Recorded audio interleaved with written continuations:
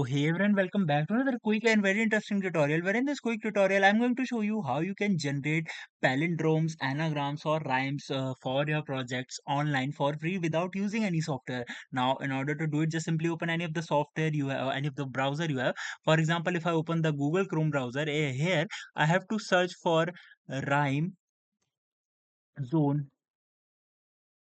dot just simply go over there and wait for the site to respond. Here it will ask me to search for the rhyme. For example, if I search for example, if I want anagrams or the synonyms or the adjectives and many more, I can use from here to use this website. I can even toggle the modes here as well and go to advanced search to find different phrases, words as well. So by this method you can easily generate the rhymes and the palindromes as well.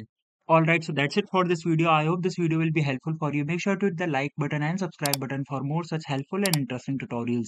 See you in the next one. Take care.